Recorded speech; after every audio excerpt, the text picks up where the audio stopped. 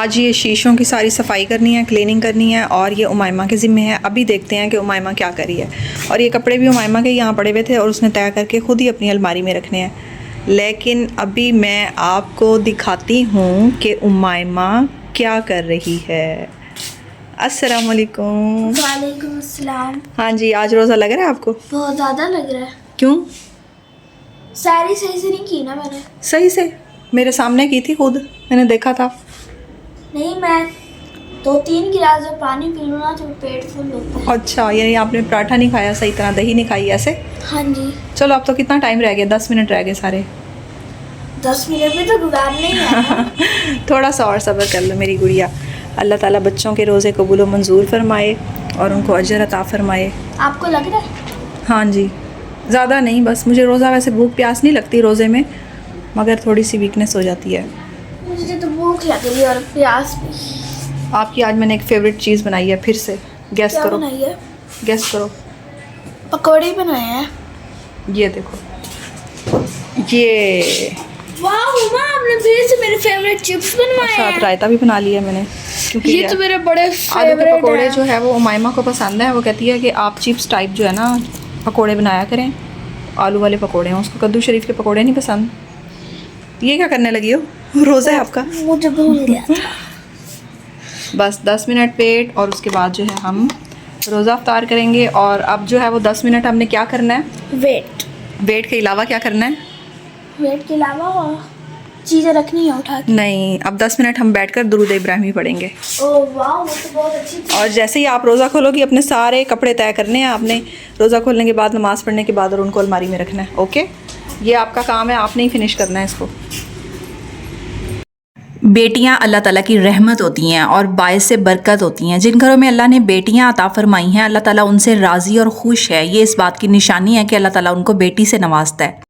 السلام علیکم، welcome back to my channel. I hope سب خیر و عافیت سے ہوں گی اور ٹھیک ٹھاک ہوں گی۔ اللہ تعالیٰ سب کی حفاظت فرمائے اور سب بہنوں کو، سب کو اپنے گھروں میں خوش اور آباد رکھے۔ بے شک جن کو اللہ تعالیٰ نے بیٹیوں سے نوازا ہے وہ بہت خوش نصیب لوگ ہیں، اور اللہ کے جو ہے وہ قریب ہیں، اور اللہ تعالیٰ جو ہے ان سے راضی ہوتا ہے، خوش ہوتا ہے۔ اور ساتھ ساتھ جو میرا اپنا ایک خیال ہے وہ یہ ہے کہ ایک بیٹی جو ہے وہ ماں کے لیے بہترین سہارا بھی ہوتی ہے اور بہترین دوست بھی ہوتی ہے، اور اسی طرح بیٹیوں کے لیے جو ہے وہ ماں ایک بہترین سہیلی ہوتی ہے۔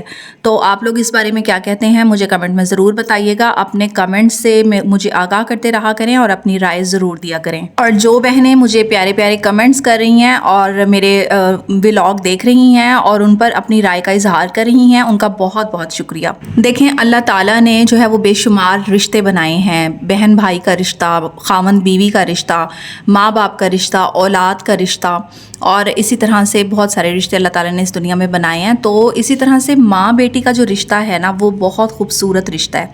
باقی رشتے بھی بہت زیادہ خوبصورت ہیں، مگر ماں بیٹی کا رشتہ ایک ایسا واحد رشتہ ہے جس میں آپ کہہ لیں کہ بہت سے رشتے سما جاتے ہیں۔ یعنی ماں بیٹی جو ہے وہ ایک بہترین دوست ہوتی ہیں، ماں بیٹی سہیلیاں ہوتی ہیں، ماں بیٹی ایک دوسرے کا جو ہے وہ سہارا ہوتی ہیں، ایک دوسرے کا بہترین ساتھی ہوتی ہیں۔ اور یہ وہ پرخلوص رشتہ ہوتا ہے کہ جب کبھی زندگی میں آپ کو اپنی باتیں شیئر کرنے کے لیے، اپنے غم سنانے کے لیے، اپنے دکھ سکھ بانٹنے کے لیے کوئی چاہیے ہوتا ہے تو ماں جو ہے وہ اپنی بیٹی سے شیئر کرتی ہے، اور ایک بیٹی اپنی ماں سے شیئر کرتی ہے۔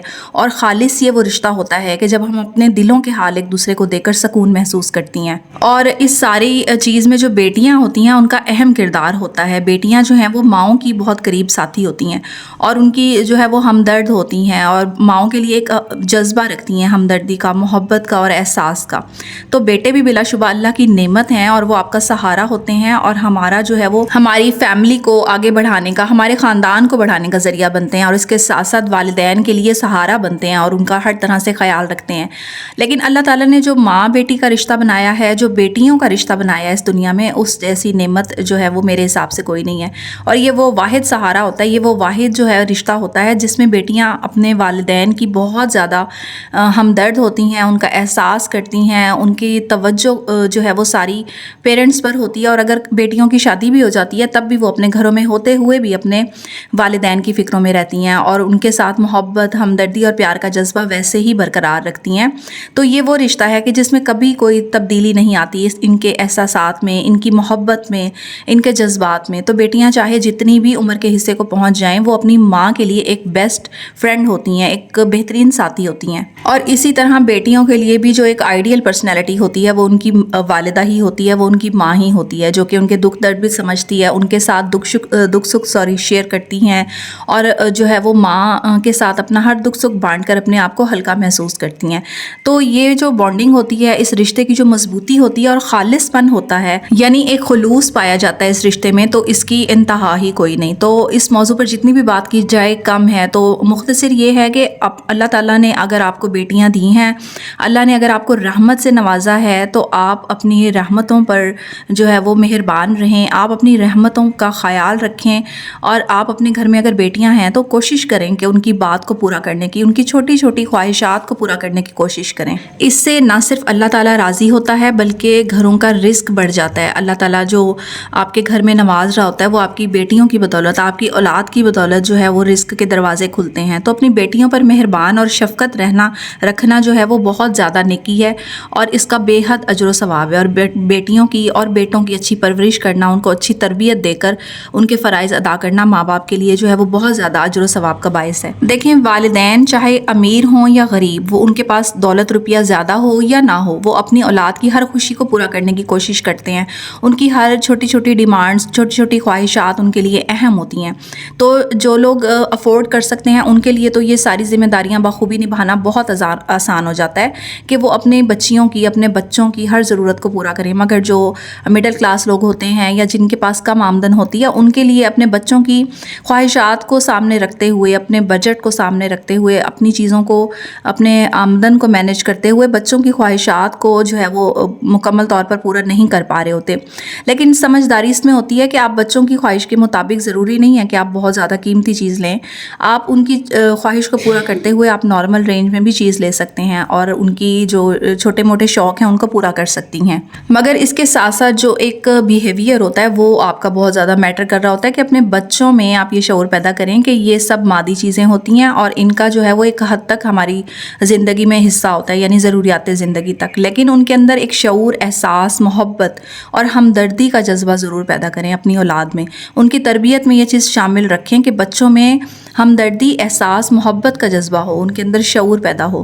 دیکھیں، اکثر ہم نے سنا ہوگا کہ محاورات میں بہت سارے جگہوں پر بھی ہم لوگ یہ سنتے اور پڑھتے ہیں کہ کھلاؤ سونے کا نوالا مگر دیکھو شیر کی آنکھ سے. تو اس کا ہرگز مقصد یہ نہیں ہوتا کہ اب ہمارے پاس اگر اللہ نے سب کچھ دیا ہوا ہے تو ہم بچوں کی ہر جائز ناجائز ضرورت کو پورا کرتے رہیں اور آنکھیں بند کر کر ان کی ہر خواہشات کو پورا کریں. تو اس کا رزلٹ یہ ہوتا ہے کہ بچہ جو ہے وہ اپنی ڈیمانڈ کا، اپنی بات کو منوانے کا عادی ہو جاتا ہے، اور اس کو عادت ہو جاتی ہے ہر حال میں جو چیز اس کو چاہیے وہ اس کے پاس ہونی چاہیے. تو اس طریقے سے بہت ساری ایسی باتیں ہوتی ہیں.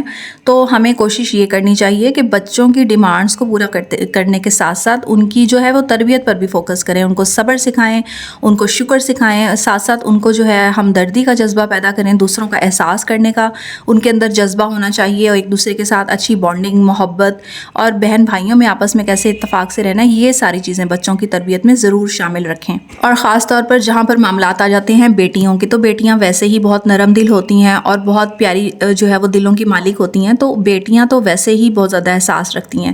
تو جہاں پر بیٹیوں کے معاملات آ جائیں، آپ ان کی چھوٹی چھوٹی خواہشات کو مد نظر رکھا کریں. خواہ والدین امیر ہیں یا غریب، وہ لازمی کوشش کرتے ہیں اپنی بیٹیوں کی ہر شوق، ہر ذوق کو پورا کرنے کی.